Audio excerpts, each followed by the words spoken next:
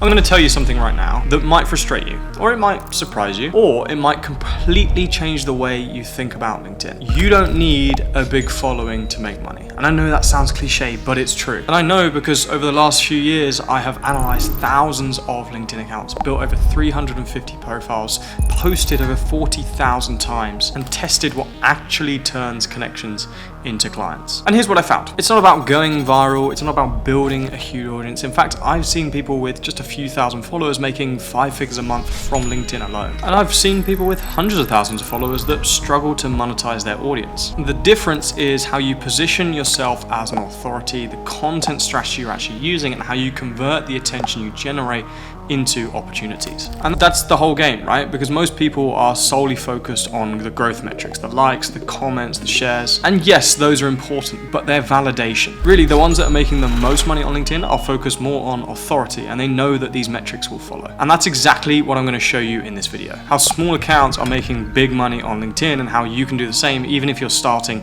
with 0 followers. And by the way, these aren't just theories or copy-paste tips. These are the exact strategies we use to help one of our clients generate 6 figures of pipeline in just 90 days with a very small account and in one of the most competitive niches on LinkedIn. So if you're ready to start building a personal brand that actually pays you, let's get into it. Now, this client that we helped by building their personal brand, they had less than 2,000 followers. But in the first 90 days of implementing the strategy I'm about to teach you, they generated 7 leads. Now, a typical lead for them is worth anything from 10 to 30,000 pounds.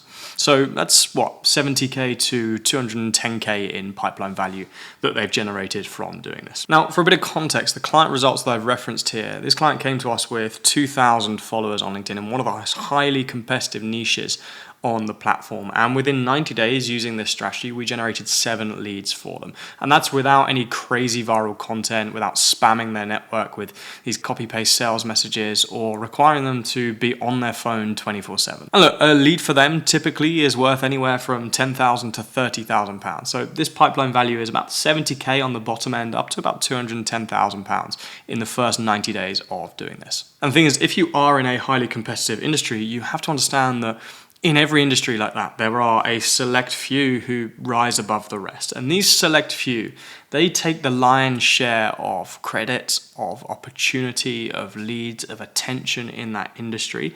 And becoming part of that select few is all about building your personal brand. If you're just sticking to the old way, which is what most people are doing, you're never going to do this, which is let your work do the talking, rely on your network. And it's like the odd feast of leads, but it's mostly a famine of leads. You've got to start thinking about the new way, which is to actively control your reputation, to become the authority in your space. And that's going to allow you to attract opportunities at will, because what you need to understand, which is what this client understood, is that you are now the product. As the founder of your business, as a senior person in your business, or as the sole person in your business, you have become the product. And you need to be focused on using your personal brand to build trust with your audience. There is an enormous gap in trust between how much we think we are trusted by our audience and how much we actually are. And it's no wonder PwC are actually calling trust the new currency of business. Because to be honest, in every industry right now, there is more competition than ever. Most industries are actually becoming commoditized by AI and just the general accessibility of them. And that's making for very skeptical consumers that instantly don't trust you. They naturally don't trust you and are doing a whole lot more research before they even buy from someone. And what that means is that it's hard to stand out, it's hard to actually show your value, and it's really difficult to build trust. That's why you're pretty much lighting your money on fire, by the way, if you're just doing this send and spend marketing, which is like spam as many people as you can with copy-paste messages, send more emails, spend more on ads. And sure, like those things can work, but they're not going to work on their own if you don't have a really strong brand behind you and a really strong source of authority behind you. And Google actually proved this with their 7-11-4 rule, which states that it takes 7 hours of interaction across 11 separate touch points in 4 different locations for someone to trust you enough to buy.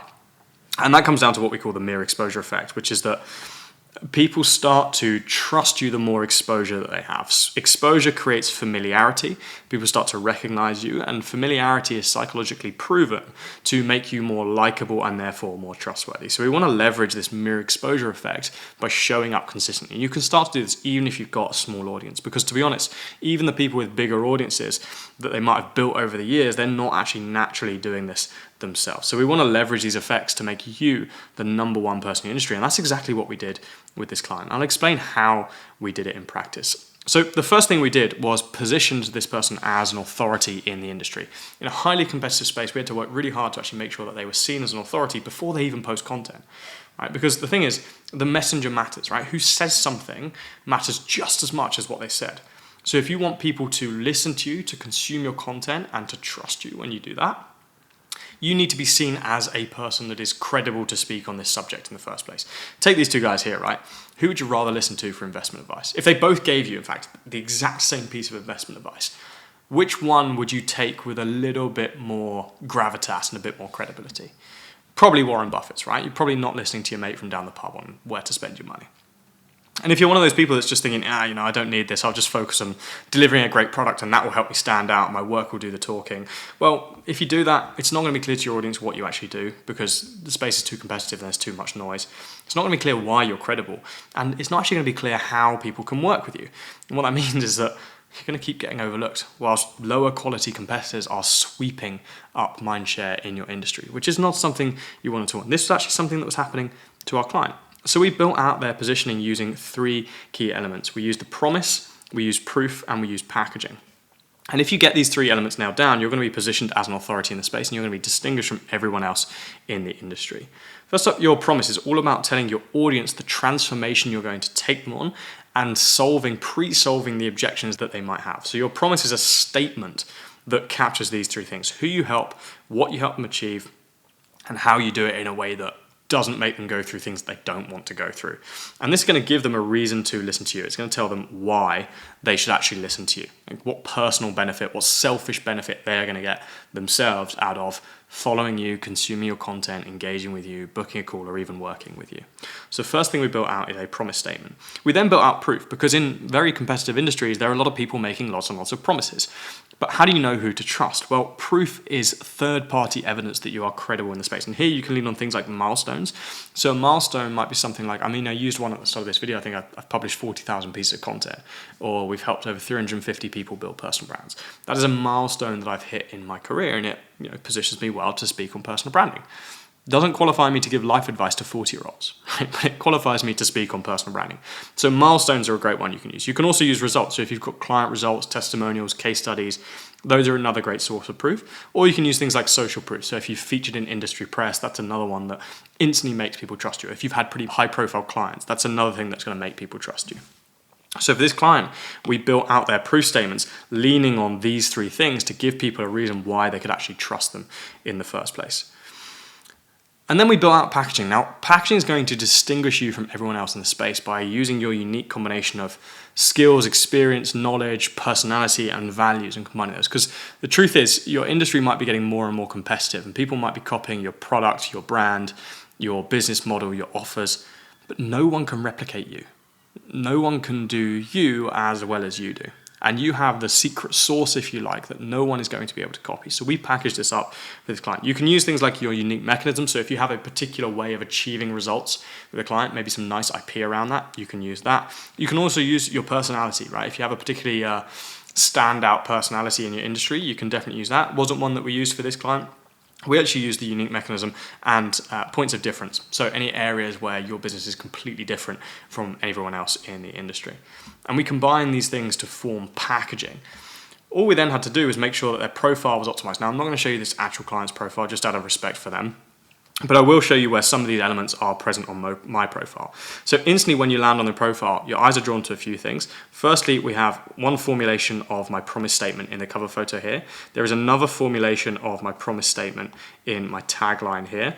And there is lots of credibility embedded throughout. For example, in my tagline, this actually needs updating with 350 personal brands now. But in my tagline, it says 250 personal brands built. In my cover photo, you can see some of the logos of places we've featured and clients we've worked with here. You can see some of those in the tagline again. So there's a lot of credibility and a lot of proof instantly when you land on the profile. And making sure these elements are clear is going to mean that instantly, if someone sees your content, is a little bit curious about what you do, and goes onto the profile, they're not going to be a missed opportunity that you never hear from, never speak to ever again, but they're actually going to convert from a connection or a profile viewer into a lead for your business. And this was really important for this client. Getting those 7 leads, we had to make sure that all of the attention, given that we're starting with quite a small following, all that attention was converting at the highest rate possible. I have got a complete profile optimization guide, which I'll link in the comments. If you want to get access to that profile optimization guide, click the first link in the description, and it will take you through end to end, the entire process of optimizing your whole profile. From the header section to the featured to writing your about section, the whole thing is mapped out for you. So you can go through that and you're going to have a top 1% profile in your industry instantly. Once a profile was optimized, we needed to build his audience and get him in front of new people, right? So the way we did this was through organic content, specifically publishing content on LinkedIn. There were only ever 3 things that we had to do here. And these will be the same 3 for you as well right now. We've never spoken, I don't know your business, I don't know your situation, but I can tell you for sure, if you do these 3 things with your content, you will get better results. In fact, these are the only 3 things you ever need to do. You want to get in front of new people, right? So you want new people who don't currently know you exist to know who you are. Attention is the first step of somebody working with you. No one can become a client of yours if they don't know who you are in the first place. So you have to build attention. So the first type of content is just to get in front of new people. The second type of content is to build trust with those people. So once you've increased that pool of people that know who you are, you want to actually build trust with them so that they see you as an authority and they might convert in the future. And the final type of content is nudging people to do that, turning connections into clients. And that gives us 3 types of content we can publish. We can publish growth, authority, and conversion-based content. And this forms somewhat of a content funnel that we can essentially nurture people through. So in the first instance, we want to get people into our network. So we want to publish what we call growth content to get people into our network. Now, this content should be slightly more widely appealing. You want to target like the whole industry. So this client was targeting a very specific subset of the e-commerce industry, right? So we targeted the whole e-commerce industry with this because it's slightly broader, gets mass appeal. It's going to reach people that probably aren't going to buy from him. Sure, that's okay, but it's going to reach lots of people that are going to buy from him in the future as well. So we published content that would naturally appeal to everyone in the industry. For this client, it was things like industry takes, founder story, pretty broad, general, universally appealing content. And that was to grow his audience. Actually, for this client, that was about 50% of the content we published initially. Generally, you want this growth content to be anywhere from 40 to 60. Sometimes you might do 30%, but it's going to be around the 40% mark. It's going to be growth-based content. For this client, we increased it slightly because they had a very small following to start with. We then published what we call authority-based content to nurture these existing connections, the people that knew who he was already, into people that trusted him and are maybe willing to buy very soon. We did that through the authority-based content. Now, this authority-based content was more things like hot takes on the industry, advisory, like specific strategy, breaking down frameworks. We covered a lot of his unique mechanism for actually achieving results. And that builds trust. That shows that there's a high likelihood of them getting a particular result if they work with him. And this is about 40% of our content. That's around the same sort of mark you want for this. You can go 40 to 60%. You might sometimes do 30%, but generally doing about 40% authority-based content is good. For this client, that's exactly what we hit. And that leaves us with the final stage, which is actually to nurture those people into leads. And the way we did this was by promoting lead magnets for the client. So we would create resources external to LinkedIn, which I'm going to cover in a moment. And our content would essentially push people to download those resources. This is our conversion content, and if you're good at maths, you've worked this out. This is about 10%. Generally, this is going to be between 10, 20% max of your content. For this client, we did 10%.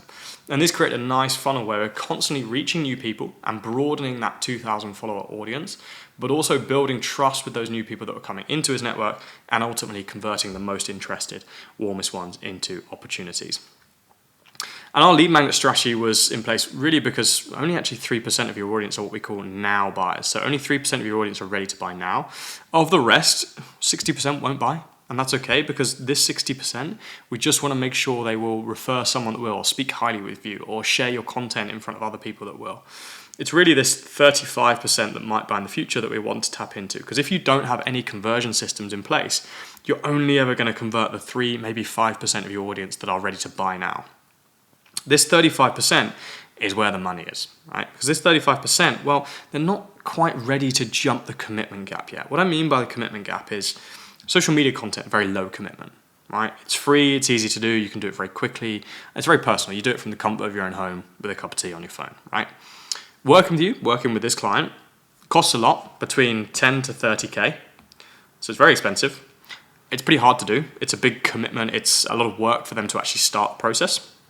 It's slower, it takes time to get results, and there's probably a bit of ego on the line as well. So there's a lot at stake. There's a lot to actually commit if they're going to work with this client. And that creates this huge commitment gap between consuming content on social media and paying $10,000 or even £10,000, up to £30,000 working with them. People are not willing to make this commitment jump on their own. They're not going to make the jump between those two stages on their own. Instead, what we actually need to do is constantly increase the amount of commitment they're willing to make gradually over time with these small little jumps. There are a number of reasons why they won't make the jump instantly all in one go. Maybe their pain or desire just isn't strong enough. They're not convinced your way is the best. They're not convinced you'll actually get results. They might think it would be too much effort. Maybe they just don't trust you enough yet, and they don't see it as a priority. So there are a number of reasons why people might not jump this gap.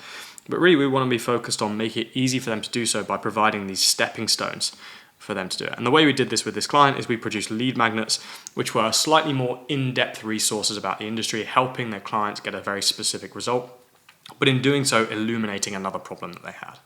So people would go through a funnel where they would submit their email and name to get access to these lead magnets. After getting access to these lead magnets, we can nurture them via email, but we can also prompt them to book a one-to-one call. And again, that's slightly more commitment because they have to be in a very specific place at a very specific time, probably put a little bit of ego on the line and exchange their contact details, right? So there's more of a commitment to that. And at that point, they may then be ready and willing to pay £10,000, £30,000 to work with the client. All the way through this, we are sending them emails as well. So they're receiving this constant stream of emails throughout this entire process, building trust and increasing the commitment they're willing to make as well. Of course, in doing so, we're racking up touch points, interactions, and locations within Google's 711 rule that we mentioned at the start of this video. And really, the reason this is so important is because if you don't have a conversion system like this in place, like our client didn't before he joined us, you don't know who's actually interested in working with you. You miss out on that 35% of people that are interested but just not quite ready to go yet. You can't predictably nurture those people, which means you're missing out on a huge proportion of your audience. You can't actually monetize your following properly, and you're only going to convert about 3%. But with a conversion system like this in place, you can capture interest because people are literally signaling interest by requesting these lead magnets and downloading these lead magnets. They're literally saying, I have the problem you solve. So you can then nurture those people via funnels and via email. You can monetize your connections far more authoritatively, and you're going to convert this 30 to 40% mark. And that is exactly how we generated 7 leads in 90 days for our client, building their pipeline up to £210,000 worth of value. And if you want to do the same yourself, this is the exact strategy that you need to use. Literally just pick up what I've taught today and implement it. And if you want more content just like this to help you build your personal brand on LinkedIn, why don't you hit subscribe on this channel, because there is a lot more like this coming very, very soon.